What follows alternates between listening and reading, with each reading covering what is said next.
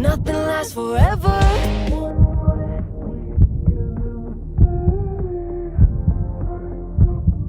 What's up, everybody? Welcome back to Fluffy Flamingos. My name is Shai Mizrahi, and we are going to be doing some magic today.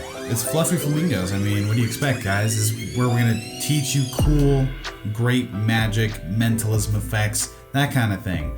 And today I thought I'd give you some of the basics. I wanted to go over some forces and then some controls. So let's go over what those are, and then I'll give you 2 examples from each category and we'll teach them to you. And that way you can take home 4 new sleight of hand techniques with you today. We'll give you a beginner move in each section, and we'll give you an intermediate to expert move in each category. So yeah, let's begin. I'm just gonna lower the camera and that way you can see the deck of cards that we're using. Alrighty guys, we are going to be using the King deck of playing cards.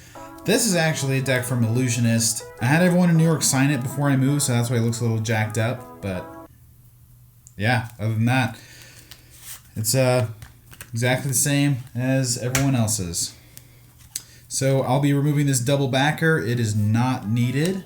And let's just go over what is a control and what is a force. What are the differences between the two and why are they so important? A control, let's go over that first. So a control is seemingly taking a spectator's card, putting it into the deck of cards, and then controlling it to the top in whatever way you can. Just getting the spectator's card to a specific position. So either to the top, controlling it to the bottom, controlling it to a break in the deck somewhere. That's a control. So some controls, for example, this is a pretty popular one. It's not my favorite, but you would seemingly put, what is that, the 8 of diamonds into the deck of cards and then squish it in, and then now it's on top. Another example is taking the 8 of diamonds, putting it into the center and making a fan, and then getting the card on top that way. I don't know why my cards are being so disrespectful today. Now, let's go over a force very quickly. A force, let's say what's on top, 2 of hearts. A force is making the spectator choose a specific card. The spectator tell me when to stop, they say stop. We have the 5 of diamonds and the 9 of clubs here. But what I would end up doing is this and show them that they picked with a free choice of 2 of hearts. That's a force. Making my spectator choose a very specific card that I've set out for them. Let's go over some controls first. The first control that I'm going to teach you guys is the double undercut. This is super basic, extremely easy, and this is probably the most popular thing that I do. This is the control that I use almost every time, depending on the situation. So this is what the double undercut looks like. You would take the spectator's card, stick it somewhere in the middle, and squish it in, and then you would just cut the pack of cards, and their card is now on top. Something you can do is go out and learn some false cuts, which is cutting the deck of cards without changing the order, such as this. And it'll stay on top that way. So this actually retains the order of the deck of cards. So what will happen is you take the 4 of spades, put it in, you would cut it to the top and then do some false cuts to make it seem like it's to make it look like it's super shuffled, but really you just controlled to the top and then made a fake shuffle to throw them off your scent. So let's go over how to do the double undercut. You will have the spectator select any card they'd like, Queen of Spades. And what we're gonna do here is we're going to submit the card into the back. So I'm gonna leave it face up so it's a lot easier to see what we're doing here. But as you squish it in, and I'll turn around here, as you squish it in, you're gonna bend the card down and up. And now, as you can see, I got a thumb break from that, which I can transfer into a pinky break over here. So let's try that one more time. We'll take their card, you can slide it in anywhere, and then just buckle the card, bevel it in. There's my thumb break. Boop, just like that, and then put my pinky in the way. And from the front, they'll never see that. They have no idea that I have a break right now. What's gonna happen here is you would take some of the top of the deck in this hand, and you're gonna put it underneath where you have your break. So let's do that all once more. Take the queen of spades, slide it in, buckle and get your break. Take half of the top packet in your right hand, go under the break, or go above the break, and then just complete the cut. And now it's on top. So here we go. Last time, we're gonna put the queen in, buckle and get my break, take some of the top off, take it where my break is, and then put the rest on top. And that is a double undercut. So altogether it should look like this. Boink, boink, boink. And now it's on top. And then again, you could learn some false cuts and make it look like you're shuffling it. Kind of throw them off guard a little bit more. So that is the first control. Okay, I'm gonna take a seat right now because you're gonna need to look up on this section. Okay? The reason you're gonna have to look up is because the control is gonna start here, up, and then down. So I think you're gonna, please correct me if I'm wrong, because I can't remember the name of this right now. I was trying to look for it all night and I couldn't find the name of it. It's either the spread control or the convincing control. It's one of those two. So what's gonna happen is you spread the cards. They are going to take a look. What is this? The 9 of spades, right? So as I scroll down, I'm going to spread the cards out. And in the motion of doing this, I kind of messed up there, but in the motion of doing this, I put a fake card up here and left theirs on the bottom. So let's put this down just a little bit more. So you're gonna spread the cards, show them one that they touch, right? So this one, it's the 9 of clubs. You would leave it seemingly like it's sticking out, and then you would spread the cards to the bottom. And in this action, I left the 2 of hearts in its place and their card on the bottom. So let's figure out how I did that. The mechanics are easy to follow. It just takes a while of practice because of timing. Timing is the biggest issue for this trick. So let's go over how I did it and how you guys can do it. You're gonna spread the cards and you're gonna find a card that they touched. So in this example, we're gonna use the Jack of clubs. And what you're gonna do once they touch that card is you're going to line up the last 2 cards together. So here's the Jack of clubs and now it's lined up with the 7 of clubs. So you're gonna line them up just like that. It takes a couple of seconds, so we'll just go like this. Here we go. And now they can take a look. So you say, take a look at this card, it's Queen of Diamonds, and it's lined up with a random card behind it. What's gonna happen when I put my hands down is this right here. I'm going to put my thumb on the back card, so this random card here. Here's the queen, and the jack is behind it. I'm gonna be doing this motion. Okay, so the way I do that is I put my thumb on the back of the card, and I just put my fingers down and line it up with the deck. Okay, so we'll go over that one more time a little bit slower. We're gonna spread the cards, line up 2 cards. Here we go. The jack is behind it. So we have it lined up. I'm going to put my thumb on the back of the jack. And as I put my hands down, I'm going to slide.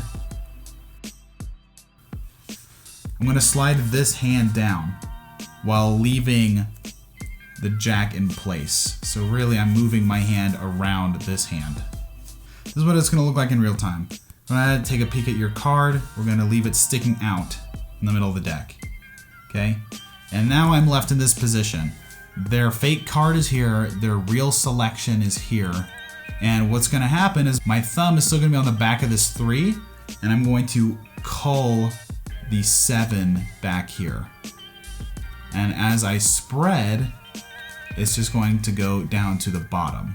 And that's the whole control. So we'll go over the full thing one more time because that last part's pretty easy. So you take a card, line up the cards, show them, Jack of clubs. My thumb is on the back of the 3 of diamonds, and I'm going to slide down as I put my hands down. So here we go. Jack of clubs is gonna stick out.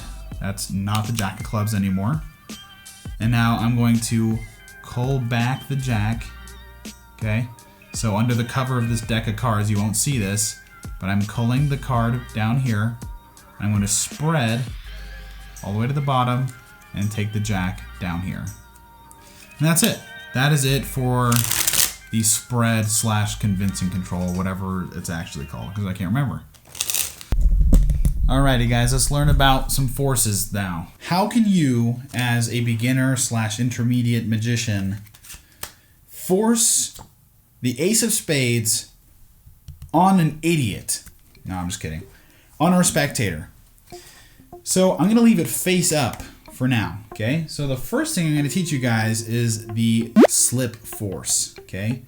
So all you need to do is grab the card that you want. In this case, I'm gonna use the ace of spades. And I'm just gonna leave it on top. Okay.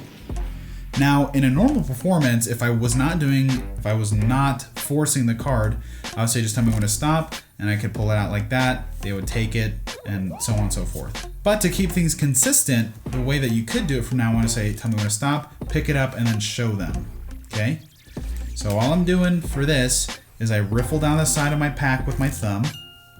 I'll pick up where they say, and then with my thumb, I'm gonna protrude it out to the side, so to the right of me, and then I'll flip my hand over and they can see the 5, okay? So that's what the action is supposed to look like. So what's gonna end up truly being with the force is, tell me when to stop, right there, take a look, and there's my ace. That's how it's supposed to look when you force it. So I'm gonna leave this back face down, do it one more time. I'm gonna stop right here next to the 4. Awesome. Take a look at your card to see ace of spades.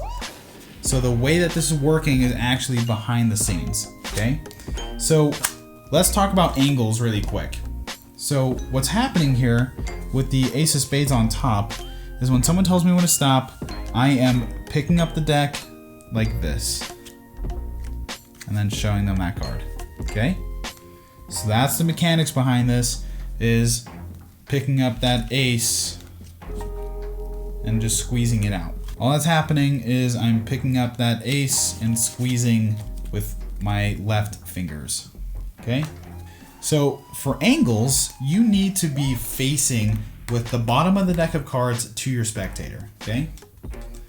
So when I say stop, you're going to open it up, say you want next to the 4 of spades, we can go again. No, 4 of spades is good. Here, I'm going to pick up that ace and slide it in to my deck and then show them, okay? So one more time, riffle through, it says stop whenever, right here next to the 4 of clubs. Now you're going to just sneakily slide the ace onto the top, okay?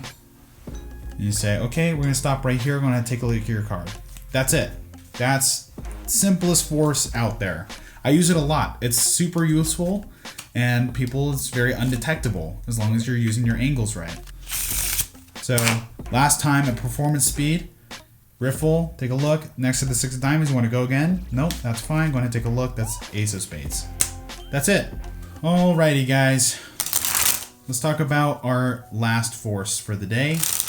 This is going to be a tough one. This is the classic force. Now, this is a very big force. It's a big stigma in the magic community because the classic force is supposed to be invisible, okay? Not just invisible to the eye, but to the situation, okay? So here, that's a great force, right? And I'll gladly use that anytime. It's gonna be a little bit hard to show you because I don't have another spectator, but essentially, just imagine that someone has their finger and is going to point to one of the cards as I spread them. What it's supposed to look like is as I spread, their finger will land right on the card I need them to, okay? So let's go over what this is supposed to, let's go over how this works, some mechanics on it. And again, I can't show you like a real full performance right now because I don't have a spectator with me, but typically a traditional classic force, you will spread the top and say, go ahead, pick one, and then you kind of shove it into their hand and they'll take it, right?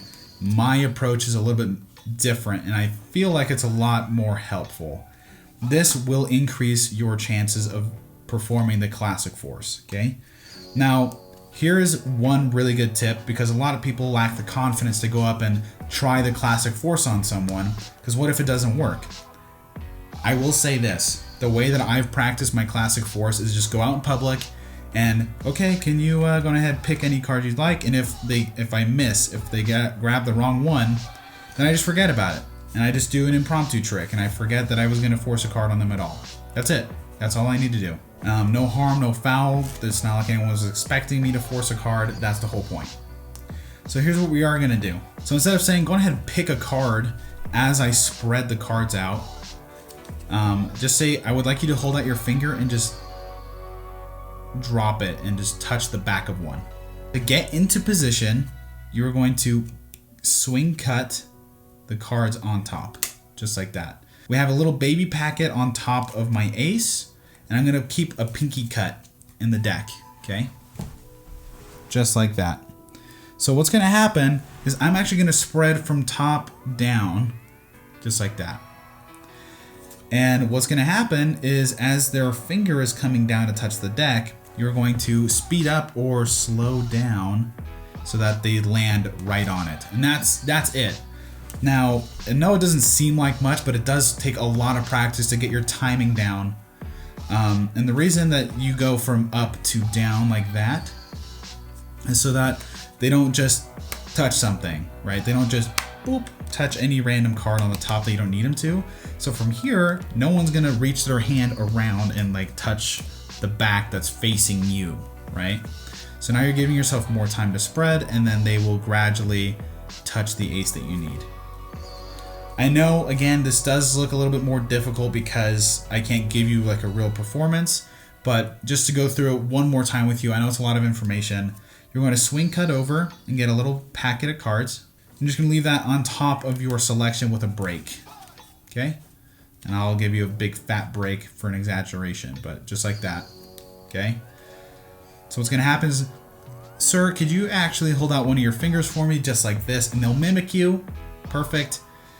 They'll go like this, and then you'll tell them, could you actually just drop your hand down onto any card? Whatever card your finger touches the back of, that's the one we're going to use.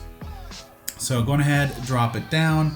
Great, just like that. They touch this one, and that's how it's supposed to look. It's a very intense sleight because of the timing issue, but that's why I wanted to show you guys that control of timing over here, right? Because I want you guys to work on timing, because it's a big part of Magic that a lot of people just look over. And to be able to do a classic force, you need a lot of timing. So the more timing practice that you give yourself, the more that you'll be able to do these sleights.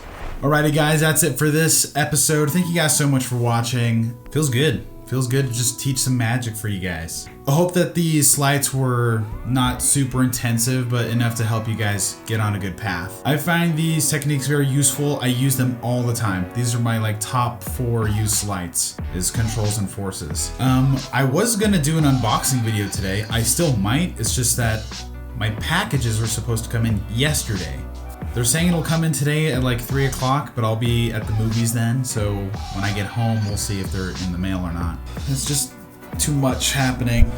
Stay tuned for that video, because it's going to happen, and it will be the next one. So we're going to cover the Cross Keys deck of cards from Peter Turner and Illusionist, and then we're also going to cover the Cohorts deck of cards also from Illusionist. Because in the past, we've done a lot of like Bokubo playing cards and Art of Play, also Theory 11, so I figured to just mix things up, especially because a majority of the cards that I get are from Illusionist, so don't know why I haven't done them sooner. Anyway, so yeah, I'm gonna call it there. It's been a good episode. Thank you guys so much for watching. Don't forget to subscribe and hit the bell for notifications. That way, you can learn more sleights, see more unboxing videos like this next one, and so much more. Don't know what you're waiting for. We're gonna hit like, subscribe, and I'll see you guys in that next video. Peace out.